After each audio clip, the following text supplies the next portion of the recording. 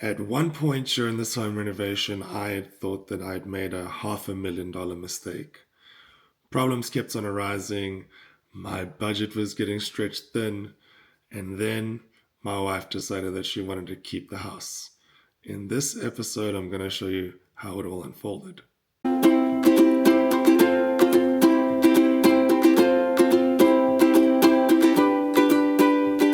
Welcome back to episode 2 of our North Georgia home transformation. In episode 1, I showed you how I found this neglected farmhouse tucked away in the mountains of North Georgia, and I took a chance on what many people would have considered a lost cause. What happened next completely changed the direction of this project. Shortly before we closed on the property, my wife fell completely in love with the house. Not necessarily the house as it said then, because honestly, it was in a rough shape. But the vision that I had. She could see what it was about to become, and she knew I was going to create something really special. And just like that, this project went from being another house renovation to becoming our future family home.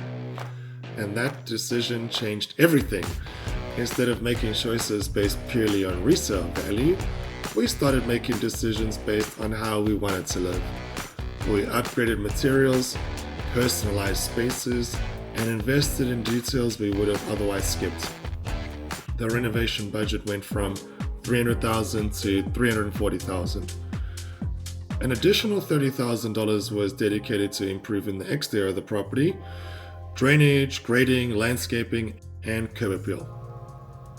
Another $10,000 was allocated towards higher-end finishes and upgrades inside the home. Of course, there was one small problem. We still had to pay for all of it.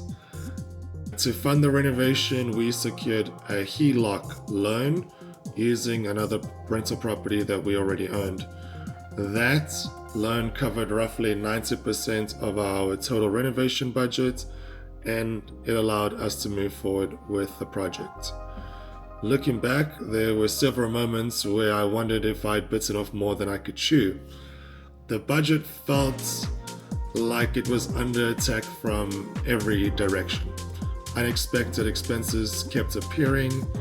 A propane tank needed to be replaced. That was more than $10,000. Drainage issues needed to be addressed, and these were much bigger than what I originally thought. And material costs kept on piling up. And every week seemed to reveal a new surprise hiding behind a wall or under a floor or somewhere else on the property. That's the reality of renovating older homes. No matter how much you carefully plan, the house always seems to have more secrets left to reveal. To stay on budget, I had to get creative. I decided to keep some exterior double doors that we were originally going to replace. We also kept the garage doors.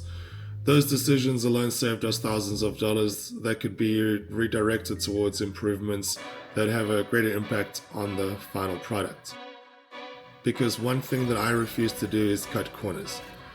Whether I'm building a home, renovating a property, or creating something for my own family, I want it to be done the right way.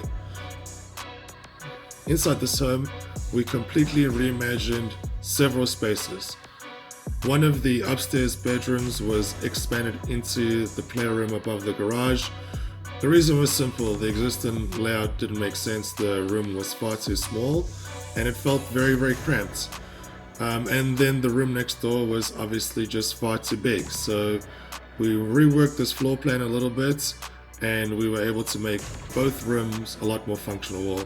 The one bedroom ended up becoming my daughter's bedroom, and she really, really loves it now. But the primary suite represented a similar challenge. The layout simply wasn't working. The closet was far too small, the bathroom had a very weird layout, and there was a lot of wasted space in some areas. So we straightened an awkward wall to enlarge both the bathroom and the closet, and this redesigned the entire master suite to create something that felt a lot more open, functional, and luxurious. We also doubled the size of this deck off of the master bedroom.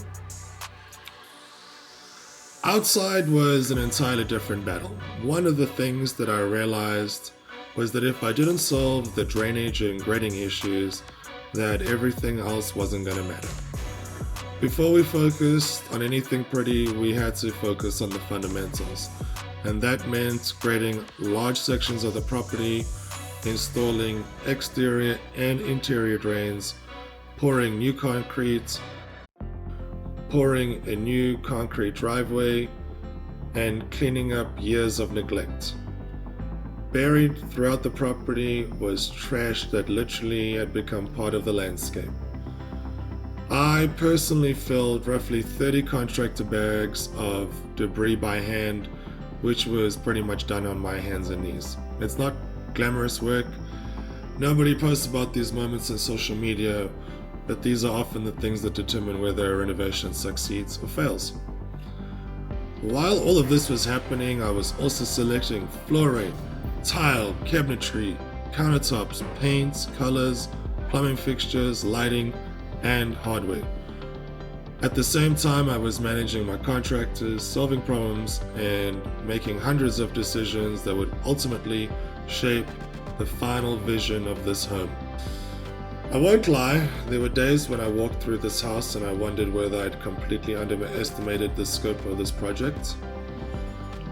But with every passing week, the vision became a little clearer. Walls were going up, rooms were beginning to take shape, and the property was starting to look less like a construction site and more like the home that I had imagined from the very beginning. It was stressful, it was exhausting, and honestly, I loved every second of it. Because this is what the transformation looks like before the finished photos. It's messy, it's chaotic, and sometimes it feels impossible. You have to push through. But that's also what makes the final results so rewarding. In episode 3, you will see the completed transformation. The finished home exceeds even my own expectations, and I can't wait to show you the dramatic before and after reveal. Trust me, you won't believe it's the same house.